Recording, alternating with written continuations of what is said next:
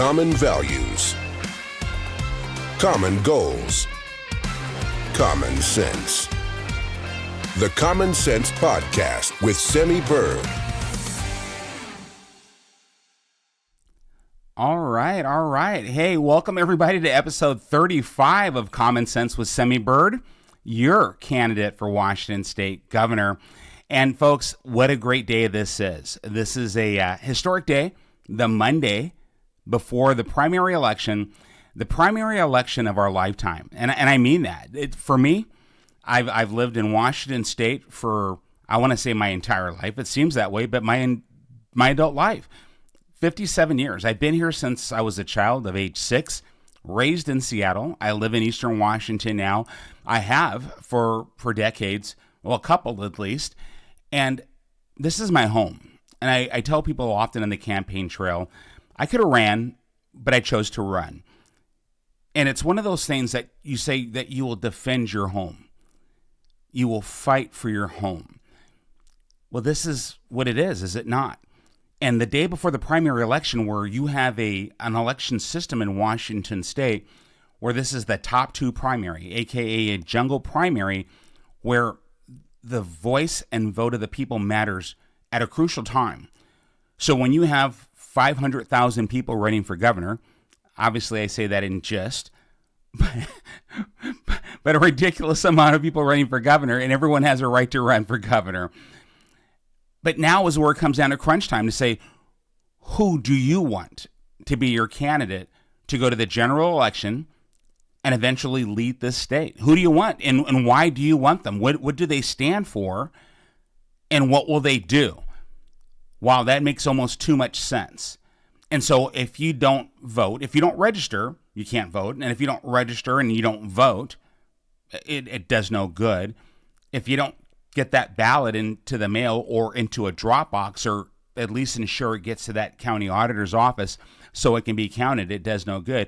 And my friends, let me just say this, no matter what your belief is on election integrity, and I hear people with their opinion all the time, the machines and the counting and all of these things, I get it. Changes need to be made. It's a bunch of nonsense, and I can talk all day long, which is why I'm bringing an election integrity bill with me when I report for duty January of 2025. But now is now. Monday, the day before the primary election, where we must make that first big move to ensure the future of our state. Otherwise, are we going to be those armchair couch cowboys, cowgirls? We just sit there and complain. It seems like that next level of sunshine patriot, summertime soldier, where we only stand up and do something when it's convenient, which is pretty much complain. So let's do something. Let's ensure that our votes get in, and that you vote for someone that you believe will actually move the needle. And this nonsense of he can win, says who? And I'll be that person who reiterates himself every 5 minutes, reminding us of our founding fathers and the birth of a nation. 3% of a group of colonists, 3% of a ragtag militia, 3% up against the British Empire. It's in your history books. If you got to Google, use your fancy devices now, Google away. And please look up your history of this nation.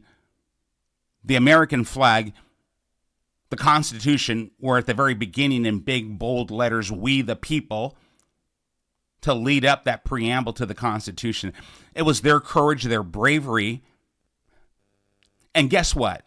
Can you imagine how many people said, don't do it. Don't do it, Mr. Jefferson. Don't do it, Mr. Adams, Mr. Franklin. You don't know. They can win. You can't. You don't have the money. You don't have the resources. They can win. You will die. You will lose everything. They will ruin you. So here we are. They did. We won. Their bravery, their courage, their intestinal fortitude. And so we have the legacy and the heritage because of what they did. And then all those men and women who have fought for and died for our nation to give us the right to vote. to give us this great nation, this privilege that every citizen of this country are born into, given to us. We are born into it. What will you do to maintain it? We say in civics, it's called self-governance in order to maintain a constitutional republic. We, the people, must take action. We must ensure it is a republic if you can keep it, said Dr. Franklin to Elizabeth Powell. It's a republic if you can keep it, and the only way to keep it, says Mr. Jefferson, is through the training and habit of self-governance. Without it, the political vessel is all sail and no ballast. It sets forth from port and then capsizes and sinks, much as we've seen over the years with our American heritage, our society, our culture. We're losing ourselves. What will you do on the eve of that vote? Some are going out and knocking on doors and giving out flyers and saying, here is our slate of endorsed candidates, because we, the people of Washington State, the delegates of the Washington State Republican Party, and these delegates elected from their precincts, aka their neighborhoods, these delegates were elected to go to the county convention. And at the county convention, those precinct delegates that were elected from their precincts, from their neighborhoods, from we, the people of their neighborhoods, went to the county convention. And then there, another vote was taken. And then those delegates were elected to represent those counties at the state convention in Spokane. And then they stood bravely and courageously in the midst of a time where the establishment and elite would therefore try to take away their voice by saying, we're going to disqualify one of the candidates, one of the leading candidates, we will disqualify them. And they said, no, you will not.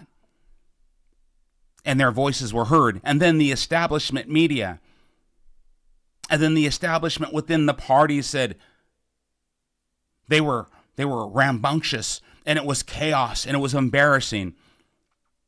And then we, the people, said, that was self-governance. It was amazing. We voiced our opinions and our thoughts, and we ensured that people heard us, and we cast our votes in writing, in person. We showed our IDs, and we were heard.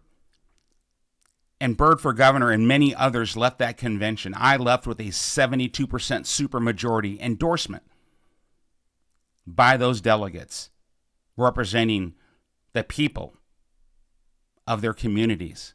So we have a responsibility, a civic responsibility. I believe it's America. Do as you wish. But if you want change, we must do something. Self-governance. Okay. There's my little preaching a little bit. I mean, you know me. I'll go on and on and on. But folks, thank you so much. Everyone, thank you so much. We got back last night. You know how we do. We're actually campaigning. We're out there every day. We're doing something. We were at an amazing car show in Pasco, honoring a beautiful man who passed away, victim of a stray bullet. Crime is rampant in Washington State. But this is a man blessed, redeemed, changed his way of life, started out in gangs and that environment of crime and things of that nature, but found a new life, a beautiful wife and a beautiful family. Christ redeemed him and changed his life. So we went to that car show that honored him, and what a beautiful show it was. You want to talk about diversity. That's what I love, representing America. We had flags everywhere. We had beautiful cars and beautiful people representing the community. And then we went to the other side of the state, and we went to Clark County, and we had fun over there. And then from Clark County, we went up to King County. First, we stopped off in Pierce County in Tacoma, and in another amazing car show, Hot Rods in Tacoma, Hot Rods for Hearts. And if you knew the story behind that car show, beautiful story.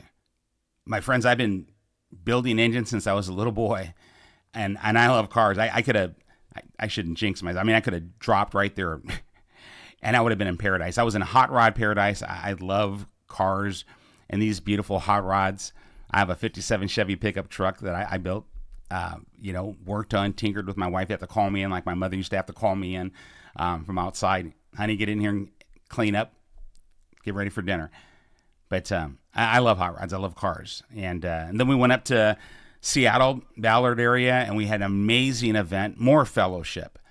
And then we came home. And I got to tell you, the fellowship that we get and my amazing campaign team and the love that is bestowed upon me, shared with me and my family across this state, all across the state, and we're everywhere, again, invigorates me, energizes me, inspires me, motivates me to continue and to move forward in this. And let me just say, objectively, the motivation and energy for our campaign is so powerful.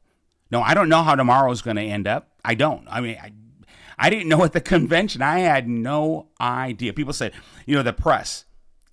And I don't want to start on this track of calling out the media. But I'm going to talk about it in a little bit, I think. I have to. I haven't, but I must. But I'm not one to condemn and to call names. It's just not my style, and it does no good. But there's truth. And as I've always said, love is truth and truth is love. If you love people, if you care about people, then you speak that truth to them so that they understand. And I'll talk about an example of that, talking about pastors and churches as well. So the media and how they perceive a thing is often different than how the thing actually is. And I digress a little bit. I digress. But people are asking, what are you seeing out there? What is the passion behind your campaign? Can we do this thing? Because the media is showing Reichert Ferguson. I mean, where are we at? But I'm telling you right now, there is so much excitement for Byrd for Governor campaign. Everywhere I go, objectively, I'm seeing it. People on social media. Here's my ballot. Here's my ballot. Here's my ballot. I'm telling everyone. I'm out there collecting ballots. Ballots for Byrd. So the word's out. The excitement is out. People are voting for us. Is it enough? I don't know what I don't know. Again, at the convention, I did not know. The media said, you got all those people to Spokane. Well, no, I did not have tour buses, martinis, and margaritas. I did not traffic people to Spokane to vote for me. I had no idea. I didn't even know about their secret meeting to disqualify me the night before. I had no idea. I did not know about the inner workings or the deals between campaigns and GOP leadership. I had no idea about any of that until it was made known to me later. I'm not a naive person, but I don't know what I don't know. Backroom deals, I don't do that. But what I do know is when we, the people, speak up and take action, things happen. And it happened in Spokane, and I believe it's going to happen tomorrow. And let me say one more thing, and we got to go, because I'm not going anywhere, but we're going to go over here, and we're going to talk about the messages I'm getting over here. But if we can do it there, because people showed up, then we can do it here if people vote. And we'll talk about voter turnout. But they talk about money. And I saw another article, again, to media, in the news today. There's several I want to talk about in the news. And it's all memory. I've got questions here. But I saw an article, and it was talking about all the money. And so there's the top four. There's Bob Ferguson, Dave Reichert, Semi Byrd, Mark Mullet. And all that money that was raised for Bob Ferguson, and he's spending millions of dollars to win this thing. And Dave Reichert's right in this trail, spending millions of dollars. And then Mark Mullet and Semi Byrd, they're a distant third and fourth. Semi Byrd, fourth. So if we, the people, we're just getting our ballots in the mail and we're dropping them off or taking them to the office or mailing them, everyday people, we're simply coloring in, putting them in the envelope, signing the envelope, and getting our votes submitted. How does money really totally factor in? Is it not the people? Is it not them voting? Is the power not with the people? You could say I'm naive. You could say, well, it takes money to have those commercials. It takes money. Oh, so whoever has the most money can convince people, whether it's true or not, whoever has the most money. So money buys elections. I know some of you out there going, well, duh. Money buys elections. I'm going to go over here, but is that how it was intended? Was that what America is about, that money buys elections? Or should we be doing our due diligence, we the people, self-governed, to ensure that we elect quality statesmen and women, that the establishment doesn't select more career politicians who serve them, or they're statesmen and women who serve us? I'm just saying, think about that. Money, who can win? Establishment, donor class, who control the outcomes, the elite of our society, the top 1%. Is that how it's supposed to be? Not my Constitution and not my country. That's not what I fought for in combat. That's not what I almost died for in combat.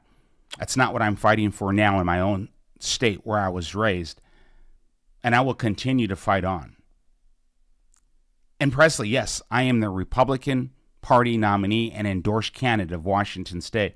Thank you for asking that question, Presley, because you wouldn't know it based on the efforts of some and lack of efforts of others. But the everyday people who support us, all of you out there who are working so hard, waving flags, it's a big state. Millions of people, I think 4.8 something registered voters. Those who know. Presley, thank you for tuning in. And now you know, my friend, we are the nominated and endorsed candidate for the Washington State Republican Party. So now I'm talking about that. Let me just say this. I don't care what your party is, Democrat, Libertarian, if you're an independent or a Republican. It's about the Constitution.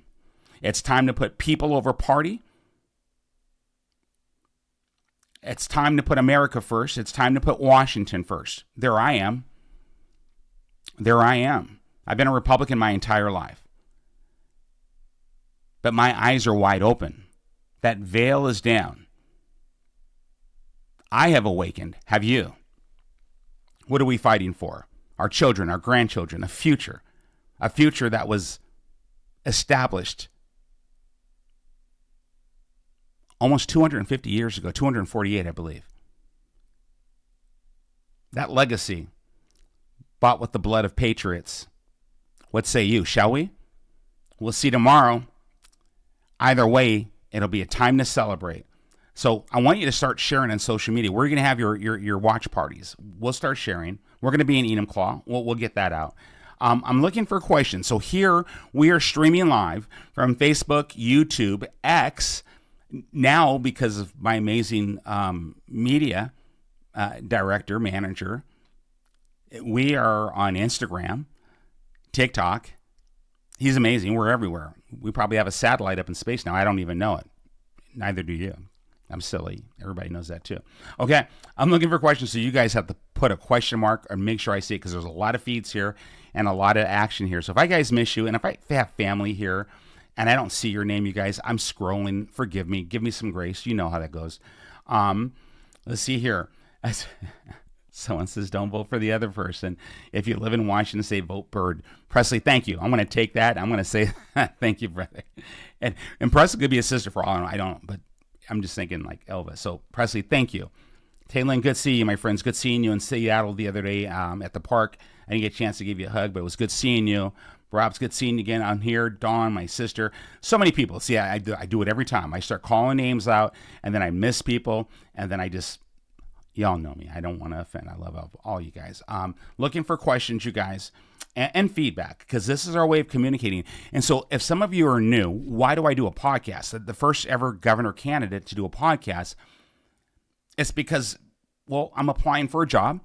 You're my interview panel, and this is my way of communicating. This is live, unscripted, and I make myself available to those who I hope to serve. That's the way it's supposed to work. And we need to remind each other of that, who we serve.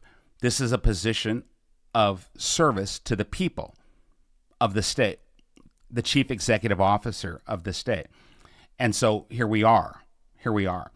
And I'm looking to see if there's any questions. I'm still scrolling. I'm getting close to the bottom. I don't see any question marks yet. I see question marks.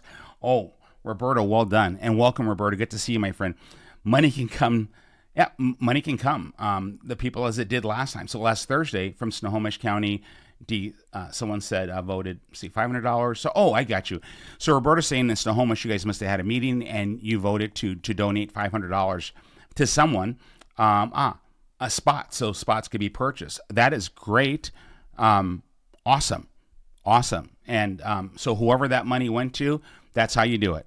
We the people, and that's how it works. And so while we're on it, Roberta, and that is a good reminder, think about it this way. Tomorrow, we've already made history. And as I believe it'll happen, we will be successful. We will rise to the top 2 tomorrow. Based on everything I'm seeing, again, having traveled and the excitement behind our campaign. It's a difference when you say about this candidate, he can win. He's got money. The establishment supports him. Then over here, his solutions with action, his policies, he's inspirational, he's motivational. He represents we the people. He is the change that we need for Washington. Have you read what he says about what he's going to do with forestry, what he's going to do with our schools, what he's going to do with law and order? Have you read this? It's a difference when you say he can win. That's the argument. Or the people in this campaign slander this campaign enough to say, well, are you seeing his background? That's what it's come down to. Money, dirty politics. Is that what represents our society? So you have a clear choice. You really do. And we'll talk a little bit about that. And not ever dirty politics from this campaign, because again, I was raised right, and there's no value in it. That doesn't serve the people. Going dirty on people. Bring facts, compare and contrast. That's what debates do. We should have had, I would have said, a couple debates. Civil discussions, forums. I would have loved it. You should have expected it. And the party should have facilitated it. See, thoughts on the Everett Port expansion for or against. So this is Staniel. So the Everett Port expansion decisions, it's going to be made by the citizens of that community, as it should always, not from the office of governor. I have my brother lives there. I call my brother. He's my dearest friend. We were raised together. I mean, slept in the same room sometimes. So he lives there. And what I would say is this, without me influencing decisions of the community, it depends on the analysis and assessment of the need. The reason I say, and I'm not trying to dodge this, I don't live there. And for me to make a decision from someone who lives not there, not affected by that, not having those funds come out of my account, you who live in Everett have more skin in the game than anybody else would. And that's a problem that we have in Washington State, where the state makes decisions that affects counties and cities. And they make these decisions and they don't think about the consequences of those decisions or the actions, the secondary and tertiary order of effect, as you will.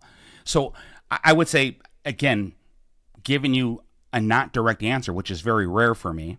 Usually I go down that rabbit hole and stay down there for a while and just have a conversation in detail.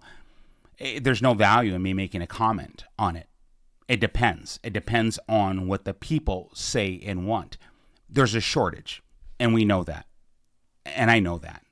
And there's a high demand, and I know that as well. So I'm tracking.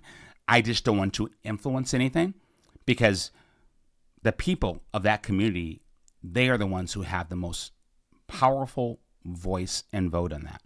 Now, when it gets to a point, if there's state skin in the game in terms of grants or funding, then you will hear my voice, my friend. I promise you that. So not dodging. I'm just taking a pause until the people have spoken, so I don't adversely affect their wishes.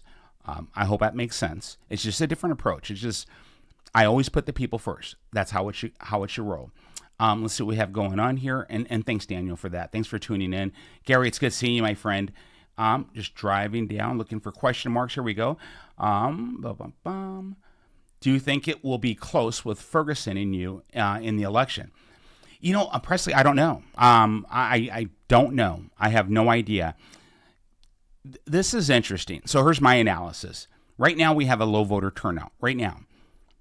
Typically, when you have low voter turnouts, it's often driven by who has a campaign that can inspire people enough to actually vote versus who has enough money to buy commercial space to launch a commercial every 5 seconds. So we strategically timed our commercial buys for this last 3 weeks. And then this last weekend, we added more to our commercial buys. So, we being on that side that didn't have the millions of establishment donor money, we had to be strategic with our money because we said to ourselves, do more people watch cable TV or do more people drive the highways, so where we have sign waving and we have big signs, or we have people strategically doing events and us working 7 days a week, and then advertising on streaming, where more people now statistically are watching streaming than cable. So we did our strategy just that, strategically. So I can't say, we'll see, but I anticipate on rising through, and I anticipate that it will be Bob Ferguson and myself. I'd like to see a different outcome on the other side, representing the Democrats, say, Mark Mullet, Senator Mark Mullet. But we'll see. If I was a Democrat and I was going to vote Democrat, I'd vote Byrd. But if I was just dead set on the D, I'd vote Senator Mark Mullet. I'm just saying. But no, I anticipate it'll be Bob Ferguson and myself. And then in the general election, I am not worried at all. And so all this nonsense about Byrd not being able to compete with Bob Ferguson in the general election, that is nonsense. It's nonsensical. Maybe the people who are, I already know, they're spinning it because they're thinking money and the name brand and all that stuff, the same nonsense. And they keep, you see the psyop, the mind scam that they try to pull in people? Keep believing this, keep buying this nonsense, and then eventually it'll become true. Especially if the media keeps telling you, it must be true, right? The media tells you. If they own your mind and they own your lives, and that's it. No, Bob Ferguson has a professional record as the Attorney General of the state of Washington. And so based on his professional record as the Attorney General of the state of Washington, in which rape is up 51%, property crime is up 73%, murder's up 97%. We're number 1 in the nation for retail theft. We're number 3 in the nation for auto theft. We're number 7 or 8th in the nation for the most dangerous place to live in the nation. Chop, Chaz, all that under Bob Ferguson. We have a youth crime problem. We have a drug epidemic problem, a homeless problem. All of this under the chief law enforcement officer of Washington State. That's his professional record. I will never attack the man personally, attack his character, attack his family, because again, I am not that insecure in myself or my candidacy to ever attack another candidate, ever. But talking about what they're standing on or their political or professional service in government, oh no, it's game on. Why we are the better candidate than that person. That's what we're here for. Debates. Oh boy. Probably tomorrow in a press release, God willing, I'll call for a debate. That's what we should be doing so the people could see and compare and contrast. That's what it should be about. So I anticipate advancing forward, and I anticipate Bob Ferguson will be representing as he's the endorsed candidate for the Democrat Party. Will Enumclaw, let me see, will be in Enumclaw. Excellent, Gary. Are you going to be there? Yes, I will. Let's see here. Hi, Jen. Good to see you, my friend. Roberta, Let me see. It went to you. Thank you, Roberta. That's good news. I like that. And she laughed. I did not know. And thank you. So, and thank you, Snohomish County Republican Party. First, thank you for your endorsement. The other candidates' team, Mr. Reicher's team, tried to challenge my endorsement from Snohomish County twice. And the second time, we won by even a larger margin. And so for the precinct committee officers in that county, and some amazing legislative district leaders in that county. Thank you for your support and for supporting the Constitution. And I appreciate you all. I really do. All right, guys. I'm looking for some questions. We're going to bounce over here for a few.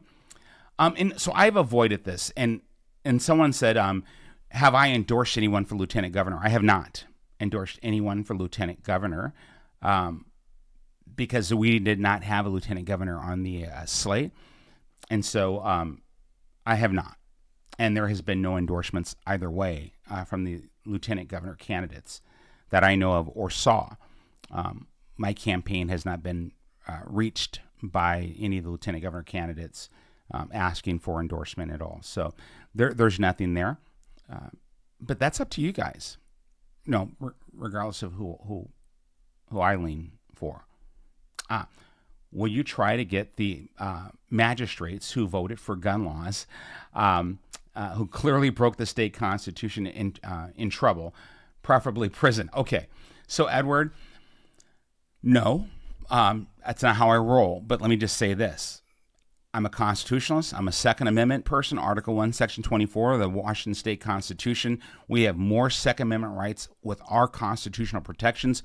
And we need to repeal the assault weapons ban. We need to repeal the magazine capacity ban laws. They're unconstitutional. And you're right. They violated our constitutional rights and constitutional law. They also violated the Supremacy Act, the Supremacy Clause of our national Constitution, Article 6, Paragraph 2. I've talked about this in great length, but you deserve an answer to that. I intend on taking action, Edward. I think that's the most important thing. I just so that you know, I don't do the get them in trouble and revenge and put people in prison or things of that nature. It's let's fix what others have broken. Let's focus on saving our state, protecting our children's innocence. There's a lot of work. We have to make Washington affordable again. They're taxing seniors out of their homes. Disabled veterans can't afford to live here. I mean, people in disability. It's crazy. We got a lot of work to do. And so I don't do vindictiveness or vengeance, or I don't do that. And I'm being honest with you. That's just how I roll. So I am a constitutionalist. You can best be assured, I will protect our constitutional rights. Our Second Amendment, I'm with you. I'm your ride or die on that one. So we're going to bring it back. Someone said money matters for all people when it comes to their wallet, purses. I would agree with that. I mean, I agree with that. Attack Democrat policies, talk about policies, issues, things that matter most to all people. I agree. Todd, I agree 100%. Talk about what matters most to people. Don't pander to them. Bring solutions. And if they agree with your solutions, good. If they don't, well, then they have a choice. And there'll be some who don't. Can you please address Democrat-filled policies and the effects on people's cost of living? 100%. The climate change ideology that's out there is to raise gasoline prices up 50 to 52 cents a gallon for gasoline, 63 cents per gallon for diesel. We have growers, and that's in the news also, that I think it's the Thurston County Superior Court judge rejected the Farm Bureau's case that said this Climate Commitment Act, that law that was passed that brought about these permits that raised the prices of fuel and did so much other damage. This is right in line with what Todd's talking about. Bad policy. In that law, in that act, it was supposed to be protections for growers and truckers. Growers, food security, our food. Have you noticed the cost of goods, cost of food? And we're one of the largest producers of produce in the world, in this beautiful evergreen state of ours. And then our truckers, supply chain management, getting materials back and forth, their cost, diesel fuel, when that goes up, the cost of transportation, supply chain also goes up. Cost and impact, cost of living. Oh, Brother Todd, I can go all day long on this, and this is exactly what I'm going to talk about. And it's going to be beautiful on the debate stage. So now imagine me on the debate stage with Bob Ferguson versus the other candidates, right? So you can talk about your glory days all you want to, and how you single-handedly captured this person or that person, and forget about all the other team members that were a part of that. But no, at some point in time, you need to be well-rounded and be able to bring forth solutions. You can't hide from debating. You can't hide from talking about the issues. You have to be able to talk about the issues that matter most to the citizens. And it's not about law enforcement at a street level. We can talk about law enforcement at a strategic level where the governor will get engaged and get involved. That's what we should be talking about. And I will talk about it. Oh boy. The chief law enforcement officer of the state. I'm looking forward to having that discussion. But Todd, all day long on what you're saying, how do we reverse that? What are my solutions? Reeling back those energy codes, which has doubled the cost of residential housing and apartment units. That is a good start. You want to talk about affordable housing? Let's make building houses and apartment units affordable again. We're 126,000 units shy. High demand, low supply. In any market presence, Economics 101, that is an environment for high prices of any goods or service. That anybody, common sense should tell you that. But again, my first degree was in business administration. Small business owner, entrepreneur for years, certificate in entrepreneurship from UCLA. So I have a resume. Todd, I'm ready to roll. I'm ready to roll. We're going to do this. We're going to focus on issues. We're not going to go dirty. We're not going to call names. We're going to talk about why people who are struggling to be able to afford to live in Washington State, why they need to vote for Byrd for governor and not the other individual.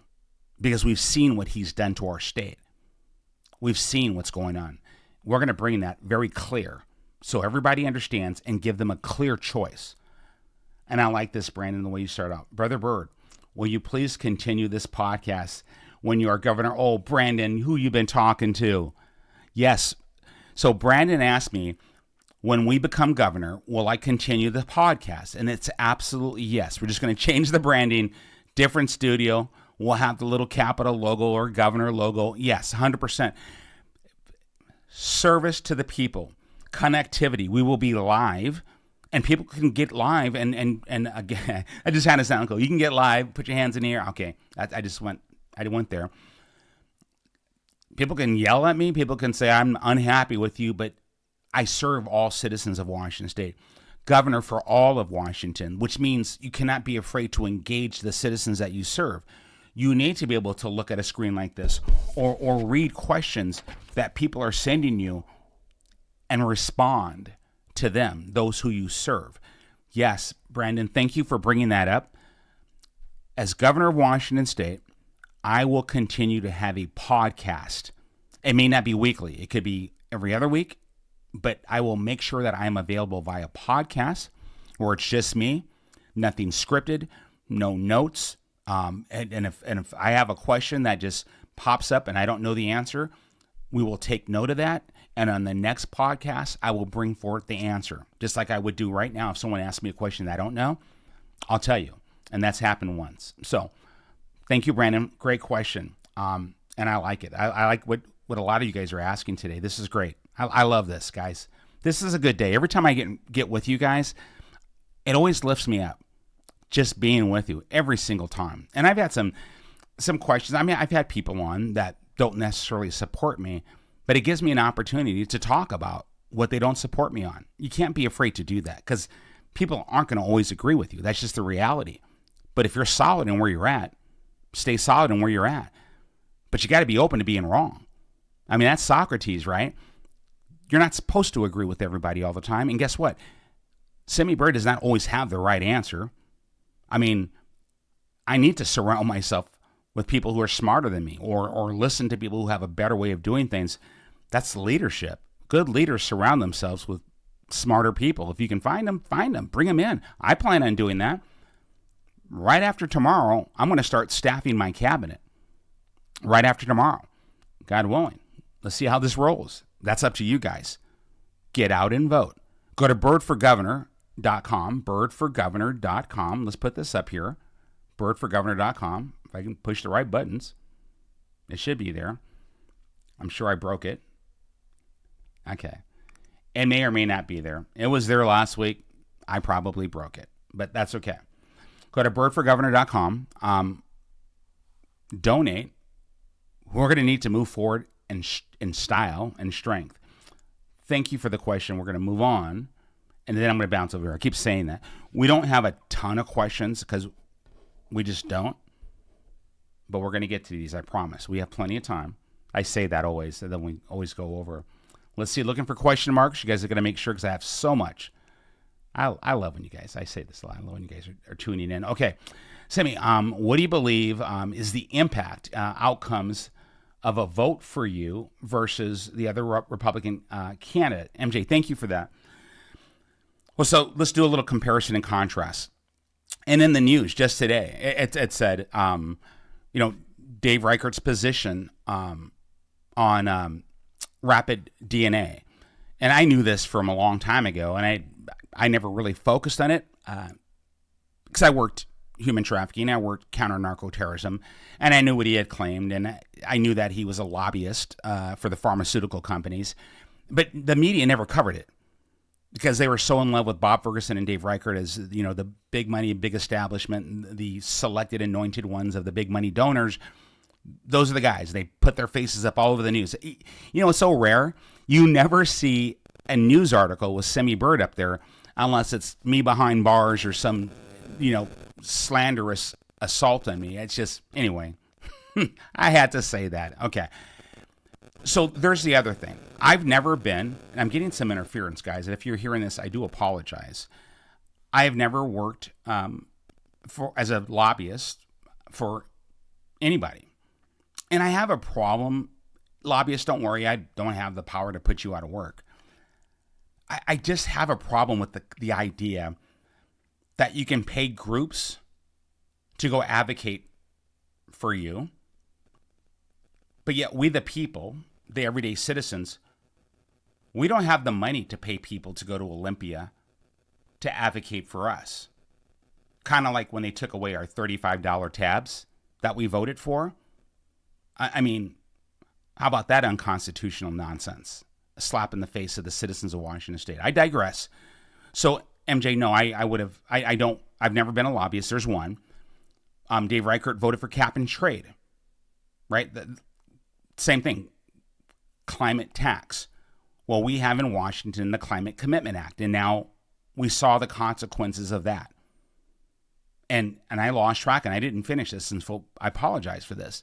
But just in the news, those truckers and those farmers were supposed to get an exemption from the Climate Commitment Act so that they weren't paying those high diesel fuel taxes for their trucks and their equipment. But they're getting crushed because of it. And that judge denied them the exemption that the law said they were supposed to have. How does that make any sense? But Dave Reichert voted with Democrats for cap and trade when he served as a congressman. Dave Reichert voted against repealing Obamacare. David Reichert voted to support sex changes for the military, funded by taxpayers. And I can go on. I don't support boys and girls locker rooms. There's a lot of differences. Dave Reichert just recently, a few days ago, says, I support Gavin Newsom's homeless plan. I don't. Mine is comprehensive. It's detailed, and it'll work. Gavin Newsom's won't. Neither will Dave Reichert's. I mean, first it was put him on McNeil Island, then put him at Evergreen College. It's like, make a decision where you're putting them. How about getting them in an inpatient care program, because the root cause of what these folks are dealing with who are living in those tent encampments is a drug addiction and a mental health problem. So there's a lot of comparison and contrasting to be done between Dave and I, but I don't have to call the man names. Dave Reichert's called me a crook, a con man, a thief, a snake oil salesman. There's another difference between Dave and I. I'm secure in who I am. I don't have to compromise my character to attack his character. Another comparison and contrast. I'm not afraid to debate him. We should have had several by now just to discuss our differences in policies. I don't look down my nose on people and say who's viable and non-viable. There's a lot of things, and I'm sure I'll think of a lot more. Number one on my list for how I would deal with the lawless program in Washington State, first in his list was, I will tell the chief of the Washington State Patrol, enforce the law. Do you not think he does not know that already or how to do it? Number one on my list was hold judges and prosecutors accountable. And I told him how I'm going to do it. You see the difference? Substance in my policy. What will work, what won't work, and what sounds good in a talking point. That's the difference between a career politician and a career American who's a statesman here to serve the people, not the elite donor class. Clear difference. I can go on, but good question. I was just getting warmed up. I'll be back on that. Let's see what we got. Okay, I got to go over here. So, Cameron, by the way, folks, if you're new, I don't read these ahead of time. And obviously, these come up as they come up. And I'm behind schedule, guys. I'm sorry. I do it all the time. Okay. Can you explain why there has been no Republican primary debates? Great question, Cameron. Thank you. I can. There was supposed to be a debate in February. It was supposed to be set up by the Pierce County Republican Party chairman. There was a venue set up. There was the selected moderators that were set up. Everything was set up until the Reichert campaign backed out of it. And then the chairman of the Pierce County Republican Party went all in for Dave Reichert's campaign and joined in slandering Bird for Governor campaign instead of having debates so we can just civilly and respectfully talk about policies, compare and contrast between the two Republican candidates. And again, just as I go to the next question, reminder, if you had any respect for Ronald Reagan, you must respect his 11th commandment where he said, Republicans should not speak ill of other Republicans. Well, on that side of the aisle, they threw that out the window. I mean, they came after my family, my children, my military service to my nation. I mean, they went all in. And so I'm just saying, but we stayed here talking about what we're going to do for the people of the state of Washington, talk about our solutions, talking about the issues, just like Todd pointed out over there, and I love that. Monica, in your opinion, why do you think Reichert lost the convention? Why is Reichert still running if you won? Well, so that everybody understands, there was rules to the state party convention. Once we won the convention, it seemed like all the promises that were made about why we were going to the convention, why so many of us, and I was a delegate, my wife was a delegate because I'm a precinct committee officer, right? I mean, I've been involved before this, trying to serve, trying to make our communities better. We were all promised that this was a way to narrow it down to one candidate that we can put all of our support, all of our resources behind. So we would leave that convention with one candidate that we can all get behind and ensure that we won not only the primary, but the general. And they even had a pledge. And the pledge was, I pledge to support whichever gubernatorial candidate wins the convention, and I will step aside, get behind them, and endorse them. Well, I signed the pledge. Dave Reichert did not sign the pledge. And then during the convention, when they tried to disqualify me, and the delegates legally, rightfully protested, and through Robert's Rules of Order, reversed that takeover, then Dave Reichert said, I don't want anything to do with it. I pull my request for endorsement. But the delegates still said, no, we want Semi Bird's name on the list and Dave Reichert's name on the list. So we get to vote for both because there was delegates there for Dave Reichert and there was delegates there for Semi Bird. They just wanted it the way it was supposed to be, both names on the list, except that I was the only one who signed the pledge. Well, it turned out that we won the nomination and endorsement by a 72% supermajority.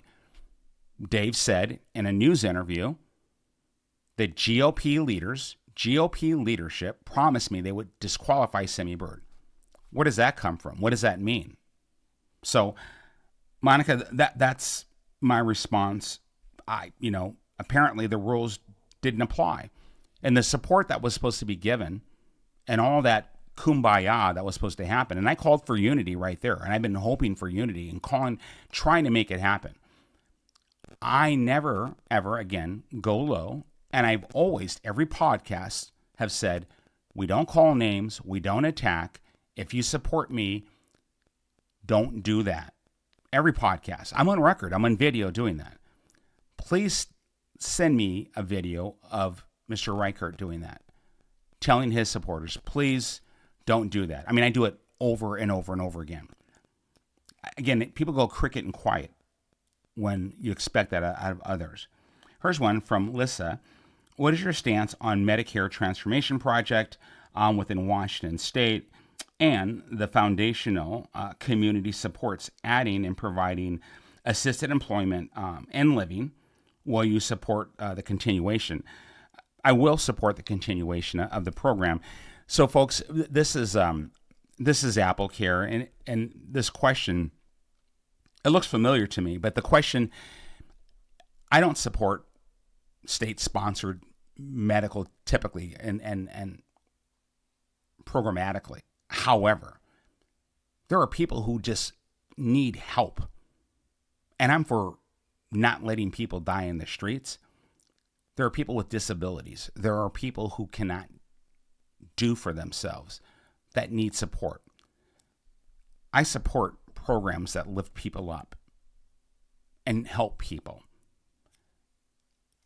I will support this, but I will make sure we have good and proper oversight of the programs and that we're not just giving handouts, but we're giving hand-ups. We should be bringing programs that lift people up and give them a life to where they can sustain themselves and that they can grow and find their little piece of the American dream.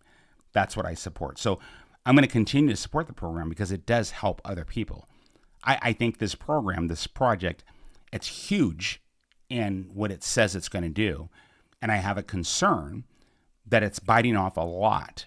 And there's going to be a lot of room for some waste, from some programmatic abuse and, lack of returning on investment. I will ensure it delivers as it's intended. Washington State has some of the most draconian gun laws in the nation. So, Michael, we did address that, and I'm with you. I agree. And then this question actually came from last podcast, so Lisa must have submitted it again. This is talking about the Washington, D.C. Act of 1871, and I talked about it before. And she added something, so this is a little bit different. This is when they put out in a second secret constitution, which overrides the 1776. So I think I know what you're saying. So again, in that, Lisa, it's still specific to D.C. And so for folks who are listening, the act that Lisa's talking to, and Lisa, I'll continue to engage in this because I love history. There are some clauses in the act, but the Constitution was unique. It was three. It was the Port of Georgetown. It was the City of Washington. It was the County of Washington that merged to form Washington, D.C. And that in and of itself was forming its new articles, if you will. And so I believe that's what you're speaking of. No, I love it. I think it's cool. Okay. We talked about the mainstream media, you guys, and how the media has, to say that the media manipulates, is that fair to the media? Or is it us being accountable to whether we buy into it or not? It's kind of a combination.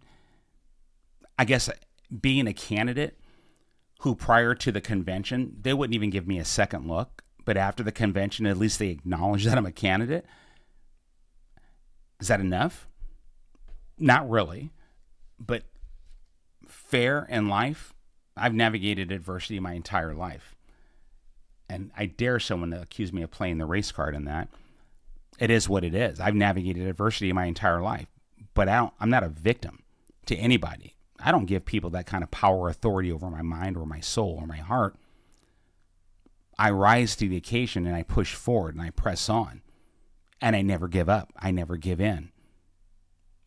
That's how I am. And if I make a mistake, I get back up and I try not to do it again. That's how I am. So having lived life the way I have, I try to bring that same kindness, compassion, and grace to others. But I don't support victimhood media. I don't support unfair, biased reporting, but they do it all the time. You know, for instance, they had in the media also, we talked about the Farm Bureau, but they bring things up and there's a spin on it, but they don't show both sides. Back in the day, the media used to cover both sides of a discussion. I don't see that as much anymore. It seems like they discover or discuss one side of a scenario, and there's much left off the table. Delmer, amazing man, someone I've come to really respect, admire. Delmer, the controlling power is desperate right now. And Delmer, the rest of your message didn't come through. So please retype it because it didn't come through. So Mitch, how much Washington state money has been used to sue Donald Trump during... So let me go there, and this is by Bob Ferguson. And so, Mitch, I'm going to kind of spin, speaking of media spinning stuff, I'm going to spin your question. And I think maybe you will appreciate it. It's not just Donald Trump. So Bob Ferguson, he's made a reputation. I mean, I get it. The Office of Attorney General is there to take complaints and to take action on behalf of the citizens, on behalf of the state. I mean, that's the job. But the weaponization of the office for personal and ideological reasons, there's really an ethical compromise there. And I have to be careful how I say this. So I will make it evidentiary if I can. Recently, a $42 million lawsuit. Bob Ferguson, Washington State University. Former employee, always respected the university. Go Cougs. But for inappropriate, it's a tort. It's a civil tort, which is, you know, the civil equivalency of a crime in procurement, acquisition, and contracting brought against Bob Ferguson and WSU. There is several things that have happened out of the Attorney General's office where Bob Ferguson brings all these lawsuits, and you've heard of frivolous and arbitrary lawsuits at the cost of hundreds of millions of dollars. Employment Security lost hundreds of millions of dollars. We got back a couple $100 million, but where's all the rest of the money? I mean, there are so many things that are going on in the state. And again, the lawlessness. So, Mitch, I would just say, scratching the surface. Folks, day one, I'm calling for a third-party audit of all state programs and all state offices. We're going to find out where the money's going, where it has been going, how the money's been spent. We're going to find out how these programs are performing or not performing. Because if you're going to keep taxing us, which that'll stop, I'm putting a moratorium. I will not approve any law that raises any citizen's tax 1 cent. Not for the first term of my office. That's 4 years. No tax increases at all. Because there's billions of dollars that are being wasted in Washington State's government right now. And I was just talking about torts of contracting, acquisitions, and procurement. Washington State does billions of dollars every single year in procurements, acquisitions, and contracts. Billions. Where's the oversight? Are we getting 3 bids on every request for proposal? Yeah. So there's changes coming, but it starts with that audit. And I assure you, again, as I told the other gentleman, I think it was Edward, I don't weaponize. I don't attack. I don't seek to lock people up. That's not my style at all.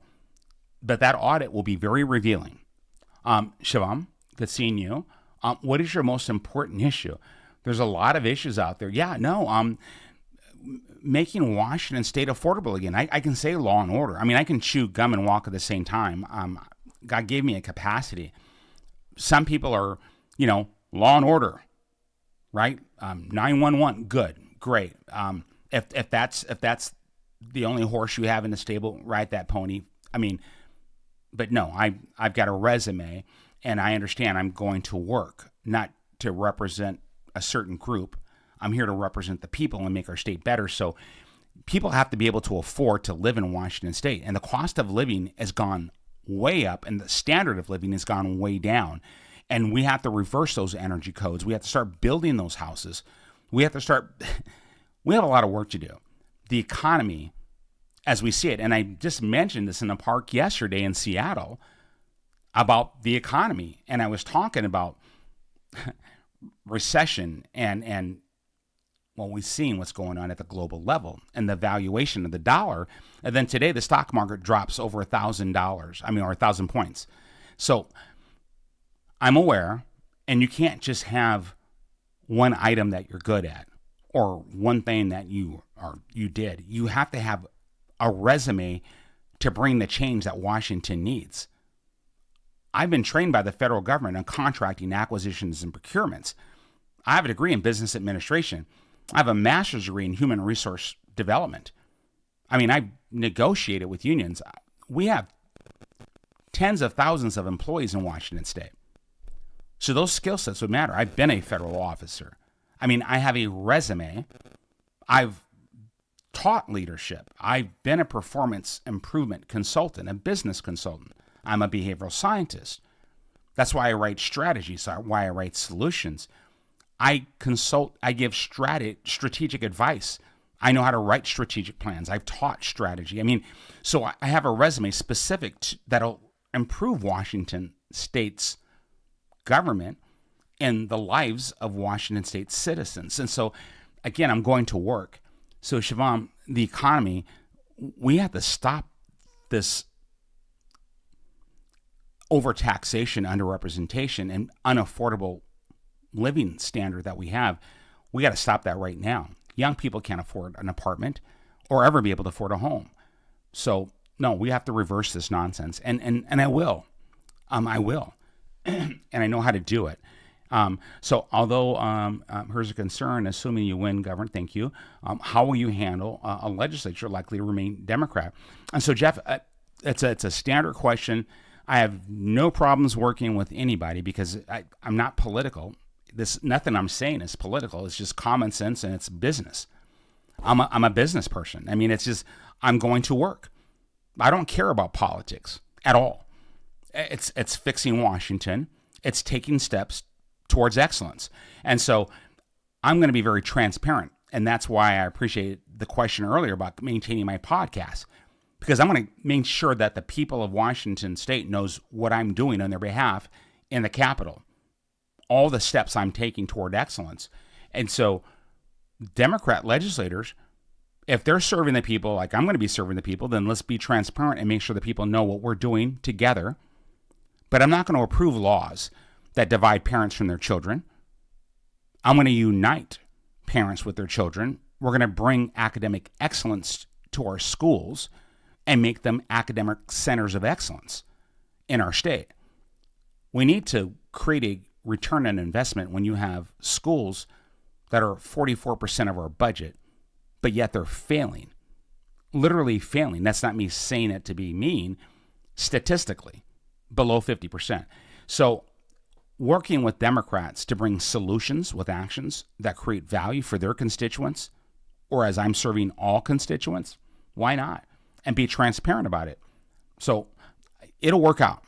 Jeff, it will work out. It's not this Democrats are Martians, Republicans are Venusians or something like that. We're all on the same planet. Common sense is common sense. And don't get me wrong. Oh, I know.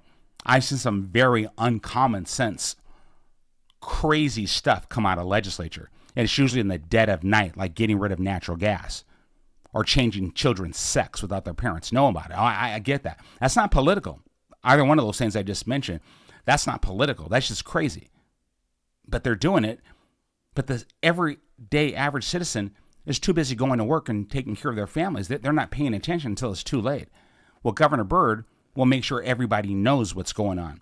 Oh, they're not going to get away with any of these backroom deals anymore. Karen, good seeing you, my friend. What time will you be at your office tomorrow? Would love to drop by. Karen, I'm home. Well, tomorrow I'm going to be on the road heading towards the campaign office. I got you. Karen, call the team. They'll know. They know my schedule better than I do. So, which I can answer that, but I look forward to seeing you tomorrow. But Rob, you guys got some stuff going on. I'm good. Okay, I'm looking for questions. I'm getting ready to wrap up, you guys. Can you elaborate on what you'll do with the homelessness in Washington and how will you? Well, thank you. Okay. Staniel, yes, I can. And that'll be our last. I'll go over a little bit. I'm already over. Okay. Here's my program. And just quick and in a nutshell, and then sometime we can go even deeper. I said it before, I'll say it again. We're going to clear 20 acres of state land, remote, right? We're going to bring in the National Guard engineers and construction teams to where we literally have all the equipment. These people are trained in this. It's just like they're a construction crew civilian. Probably most of them do it for civilian anyway. But they're going to clear the land, and we're going to build the infrastructure for an inpatient care program right there. And in the military occupational specialties, I think we already know this, but I'm repeating, right? You have doctors, you have dentists, you have dietitians, you have mental health professionals, psychologists, you have drug treatment counselors and professionals. People who probably do this, well, they do, most of them, in their civilian work. They're subject matter experts. We put them on orders. I mean, you've heard 1 week in a month, 2 weeks in the summertime. We have a state budget for the Washington State Army National Guard and Air National Guard. I retired out of the National Guard. I went from active to National Guard and then federal service and retired as a federal director with the United States Department of Energy, GS-14 out of GS-15. I worked my way up. But we already have a budget. So instead of spending billions of dollars on failed programs to where you are paying more money into these nonprofit organizations, for what? Homelessness being up another 23%. And just a few days ago, Dave Reichert's plan, did you hear it? Supporting Gavin Newsom's plan, and where he said his plan is giving more money to these nonprofit organizations. And then he says, oh, we got to see which ones work and which ones don't work. I'd like to know which ones he knows that are really working, because it wouldn't be going up to 23%. I'm a numbers guy. It's not personal. It's business. Show us what's working, because homeless programs in Washington State have not been working. And so understanding, Staniel, that it's an addiction or mental health problem, then you need to address the root cause. This is a scientific approach. It's not personal. It's professional. We're bringing a professional solution to a real problem. And mental health and addiction in Washington State's an epidemic. And then, of course, on the law side of it, you have to mitigate the threat of fentanyl, methamphetamine, heroin distribution at the higher levels. Not simply targeting an addict who's just trying to deal a tab here or there to get high again. They're victims of their own addiction darkness. I know the difference. Not me doing it. I lost my nephew almost 2 years ago. I don't want anybody else losing their children, but unfortunately, too many have lost their children, or parents, or nephews, or nieces. You get my drift. So instead of us stepping over bodies or watching people urinate in corners in the main street, or these tent encampments, instead of saying, I'm going to go along with Newsom's program and remove them and put them where? Show me one nonprofit organization that has room for all of our homeless. You have room for 13,000 people right now? Name one. They can't, because they don't. I'm literally bringing the infrastructure before we take the action. Maybe that's a novel idea. This is why you bring career Americans in with knowledge, skills, and abilities to do the job instead of more career politicians to spend your money and do nothing. Different approach. It's up to you. This is the day before history. Tomorrow is primary election day. Tonight is 6:08. 6:08. We need to get in the phones. We need to start dialing people up. We need to talk to our kids, nephews, nieces. Oh, hear me in this, please. How far are you willing to go to save your state? Overtaxation? You tired of paying all those fees? If you're a small business owner, do you have employees? I mean, I'm just saying, who do you know who would listen to reason? And if someone tries to give you that he can win nonsense, articulate that you are voting for solutions, not for a notion that if we had listened to that notion, we would not have a nation. So tonight's the night. And then tomorrow we need to ensure that they get down to the elections office and they submit their ballot or put it in a drop box. And understand, there are people who have never voted before. There are people who have not registered to vote. No shame in the game. We're all about solutions and action. The solution is go to your local election office, register to vote, and you can vote right then and there. 2 for 1, right there. Same visit. One stop, get it done. Become a hero, save our state for our children and grandchildren. We can do this. It's looking great, but we have to go into the final push. Are you ready to take action to save our state? It's we the people. Don't let the media, don't let the big money donors tell you, and a nation that was based on we the people. I did not make that up. It's our preamble, and a constitutional republic, and a constitution that dared to give the power to the people, and a Declaration of Independence that said power is inherent in the people, and governments derive their just powers from the consent of government. And our Article 1, Section 1 of our Constitution that said the aforementioned with the last sentence, that government's job is to protect and maintain the individual rights of our citizens. That is what we should expect from our elected officials, to protect and to maintain our constitutional rights. Well, they haven't been doing such a good job of that, especially in Washington State. You want those $35 tabs back? Let's get it done. Because that was some unconstitutional nonsense. You want affordable living in Washington State? Let's get it done. You want better jobs, better paying jobs, and you want to end this welfare state where we pay people enough money to stay poor for the rest of their lives, or create this generational poverty from one generation to the next? Let's lift people up out of poverty and despair. Let's stop distributing this learned helplessness. We have the most beautiful state in the nation, right here, the evergreen state, Washington State. This is our time. This is our calling. Tomorrow is Tuesday, primary election day. Make the decision, my brothers and sisters. Let's get her done. Thank you tonight. God bless you. We'll talk tomorrow. It's going to be exciting. Until next week.